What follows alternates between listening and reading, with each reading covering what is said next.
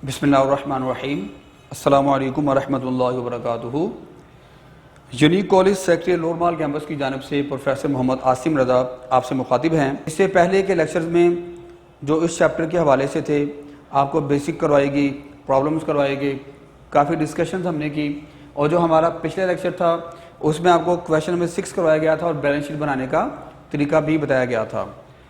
आज के लेक्चर में इंशाल्लाह हम chapter number 2 non trading concern का क्वेश्चन नंबर 7 करेंगे, जो कि बड़ा आसान सवाल है, मुख्तसर है, और ऐसे आसान और मुख्तसर जो क्वेश्चन हैं वो लाहौर बोर्ड में अक्सर आपको नज़र आ जाया करते हैं। तो आप लोग सब अपनी बुक का पेज नंबर 97 ओपन करें ताकि हम इस क्वेश्चन को सॉल्व कर सकें। मेरा बेटा जल्दी से बुक्स ओपन कर लें। क्वेश्चन नंबर 7 पेज नंबर 97 हम स्टार्ट करने जा रहे हैं। तो देखिएगा ज़रा, below is given the receipts and payment account, यानी कि आपको कैश बुक दी हुई है जिसमें एक तरफ तमाम की तमाम रिसीट्स हुआ करती हैं जितना कैश रिसीव किया होता है, और दूसरी साइड पे तमाम की तमाम पेमेंट्स दी होती हैं जितना कैश हमने अदा किया होता है। Below is given the receipts and payment account of Leos club. अब हमने क्या करना है कि जब इनकम एंड एक्सपेंडिचर अकाउंट बनाना है तो नेम के सामने क्या लिखेंगे, लियोज क्लब, और बैलेंस शीट बनाते हुए भी नेम के सामने क्या लिख देंगे, लियोज क्लब। मजीद कहा जा रहा है Lahore prepare income and expenditures account. हमने क्या बनाना है, इनकम एंड एक्सपेंडिचर्स अकाउंट हम बना रहे हैं, जिसमें हमने सीखा था कि हमेशा लेफ्ट साइड पर तमाम के तमाम एक्सपेंडिचर्स रिकॉर्ड किया करते हैं और राइट साइड पर तमाम के तमाम इनकम रिकॉर्ड किया करते हैं। उसके बाद मजीद देखिए 31 December 2015 and a balance sheet as on that date. तो यहाँ पर हम बनाएंगे इसकी बैलेंस शीट। बैलेंस शीट बनाने का तरीका थोड़ा सा चेंज होता है, आपको लास्ट में मैंने बता दिया था। तो शुरू करते हैं अल्लाह ताला का नाम लेके। इससे पहले कि हम शुरू करें, मैं आपको मजीद गाइड करना चाहता हूँ कि ये जो इनकम एंड एक्सपेंडिचर्स अकाउंट है, इसमें कभी भी 6 चीज़ें नहीं आ सकती। पहले भी मैंने बताया है, चले रिवीजन कर लेते हैं दोबारा।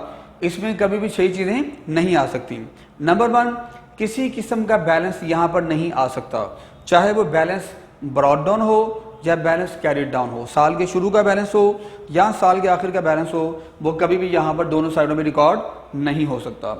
किसी किस्म का एसेट्स नहीं आ सकता, लेकिन उस एसेट्स की डेप्रिसिएशन हमेशा यहाँ पर हम रिकॉर्ड किया करेंगे। किसी किस्म की लाइबिलिटी नहीं आ सकती। कोई भी ऐसा खर्चा जिसका ताल्लुक पिछले साल के साथ हो या अगले साल के साथ हो, वो भी नहीं आ सकता। कोई भी ऐसी इनकम जिसका ताल्लुक पिछले साल के साथ था या अगले साल के साथ है, वो भी इनकम नहीं आ सकती। किसी किस्म का रिजर्व आ जाए या कोई फंड किसी किस्म का आ जाए जो कि स्पेशल किसी खास मकसद के लिए हो, वो भी यहाँ पर नहीं रिकॉर्ड हो सकता। तो ये 6 चीज़ें, balance brought down, balance carried down, any assets और liability, any previous year expense और income, any next year expense और इनकम, एनी रिजर्व और फंड। ये 6 चीज़ें ऐसी हैं जो कभी भी क्वेश्चन करते हुए इनकम एंड एक्सपेंडिचर साइड पर नहीं आ सकती। इनको आपने अच्छी तरह से ذहन नशीन करना है, फिर आपने क्वेश्चन सॉल्व करना है। तो आइए शुरू करते हैं। सबसे पहले अच्छा, जब भी हमने कभी भी सिंगल एंट्री सिस्टम का क्वेश्चन करना हो और नॉन ट्रेडिंग कंसर्न का क्वेश्चन करना हो, हमेशा असूल याद रखें। एडजस्टमेंट को अच्छी तरह से पहले पढ़ना है, उसके बाद उसको सॉल्व करना है। तो इससे पहले हम ये क्वेश्चन स्टार्ट करें, हम इसके एडजस्टमेंट को देख लेते हैं। तो जरा आइएगा, adjustment number 1, on 31 December 2015 the annual subscription in arrears. अब तमाम स्टूडेंट्स अरियर्स के नीचे जरा अंडरलाइन कर लें, अरियर्स अमाउंटिंग टू ₹700। इसका मतलब ये है कि 700 रुपये की सब्सक्रिप्शन जो है वो ऐसी है जो रिसीवेबल है, जो अभी हमने रिसीव करनी है। तो ये सब्सक्रिप्शन रिसीवेबल है, ठीक है। On 31 December 2005 the annual subscription in arrears ₹700। तो जितनी सब्सक्रिप्शन आपको ट्रायल बैलेंस में दी होगी, बुक में दी होगी, उस सब्सक्रिप्शन में ये वाला 700 रुपया जमा कर देना है। क्यों जमा करना है? क्योंकि ये अभी रिसीव नहीं हुआ, बल्कि आपने इसको रिसीव करना है। तो ये सब्सक्रिप्शन रिसीवेबल होगी। उसके बाद मजीद देखें ₹200 is to be written off as depreciation on furniture. जो हमें फर्नीचर दिया होगा, फिक्स एसेट्स दिया होगा, उस फिक्स एसेट्स पर 200 रुपए की डेप्रिसिएशन होगी। डेप्रिशिएट करना है हमने उसको, जो कि हमारा एक्सपेंस है, और हम उसको एक्सपेंडिचर साइड पर भी रिकॉर्ड करेंगे। मजीद देखिए कैपिटलाइज लाइफ मेंबरशिप फी। यहां पर आपको मैं एक चीज बताता चलूं कि इनकम हमेशा दो तरह की होती है। एक ऐसी इनकम होती है जो बहुत बड़ी इनकम होती है, जो हमें कभी कभार हासिल होनी होती है, और एक ऐसी इनकम होती है जो डेली बेस पे हम हासिल करते हैं। ऐसी इनकम जो हम डेली हासिल करते हैं, उस इनकम को रेवेन्यू इनकम बोला करते हैं, ठीक है। और एक ऐसी इनकम जो बहुत बड़ी इनकम होती है, जो इर्रेगुलर हमें हासिल होती है, ये हम कभी कभार हासिल करते हैं, ऐसी इनकम का नाम क्या है? कैपिटल इनकम या कैपिटल प्रॉफिट। तो ये जो कैपिटलाइज लाइफ मेंबरशिप फीस है, इसको हमने कैपिटलाइज करना है और शो करवाना है बैलेंस शीट में। तो आइए शुरू करते हैं क्वेश्चन को। देखिए बेटा, ये जो बैलेंस ब्रॉड डाउन आपका दिया गया है, ये आपने सबसे पहले शो करवा देना है कैपिटल फंड के अंदर 2476 रुपये से, ठीक है। बेसिकली ये जो बैलेंस ब्रॉड डाउन है, ये ओपनिंग बैलेंस शीट में जाना चाहिए। इस चैप्टर में दो तरह की बैलेंस शीट बनती हैं, एक ओपनिंग बैलेंस शीट साल के शुरू में, और दूसरी एंडिंग बैलेंस शीट बना करती है साल के आखिर में। ऐसा क्वेश्चन जिसमें पिछले साल की चीजें हमें दी होती हैं या साल के शुरू की चीजें दी हों, उसमें ओपनिंग बैलेंस शीट बनाते होते हैं। अभी जो क्वेश्चन नंबर 7 है, इसमें बैलेंस ब्रॉड डाउन दिया होगा, ये ओपनिंग बैलेंस दिया गया है। अगर क्वेश्चन में ओपनिंग बैलेंस दिया गया हो तो इसका मतलब ये है कि ये जो ओपनिंग बैलेंस हमें दिया हुआ है ना, पिछले महीने जो कैश बुक बनाई गई थी, ये उसका एंडिंग बैलेंस था। पिछले महीने की कैश बुक का जो एंडिंग बैलेंस होता है, वो इस महीने ओपनिंग बैलेंस बन जाता है। यानी मीन्स की जो रिसीट एंड पेमेंट हमने पिछले महीने बनाया था, उसका जो एंडिंग बैलेंस था, वो अब हमारा क्या बन जाएगा? ओपनिंग बैलेंस बन जाएगा। तो जो बैलेंस ब्रॉड डाउन है, अगर किसी क्वेश्चन में आपको दिया होगा तो उसकी ओपनिंग बैलेंस शीट भी आप बनाएंगे, एंडिंग भी बनाएंगे। लेकिन क्योंकि हमें इस क्वेश्चन में सिर्फ ये एक सिंपल चीज दी हुई है, एक ही सिंगल चीज दी हुई है जो ओपनिंग बैलेंस शीट में आनी थी, तो हमने इसको डायरेक्टली उठा के यहां पर शो करवा दिया कैपिटल फंड के अंदर 2476 रुपये से। अगर हम ओपनिंग बैलेंस शीट बना भी लेते तो फिर हमने इसको बैलेंसिंग फिगर लेके यहां पर बाद में आखिरकार शो करवा देना था। उसके बाद देखिएगा, एनुअल सब्सक्रिप्शन 3260 रुपये की है, सब्सक्रिप्शन 3260 रुपये की है। और जैसे कि हमने एक एडजस्टमेंट देखी कि 700 रुपये की ऐसी सब्सक्रिप्शन है जो अभी रिसीवेबल है, तो 700 रुपये की सब्सक्रिप्शन इसमें जमा कर दी जो अभी हमें रिसीव होनी है, मीन्स कि हमारा एसेट्स है। इन दोनों को जमा करने के बाद ये आंसर आ गया। अब क्योंकि ऑन दी अदर हैंड ये हमारा एसेट भी है, तो इसको सब्सक्रिप्शन रिसीवेबल के नाम से बैलेंस शीट करंट एसेट्स में आपने 700 रुपये से शो करवा देना है। तो ये एडजस्टमेंट के दोनों ट्रीटमेंट हमने कर लिए।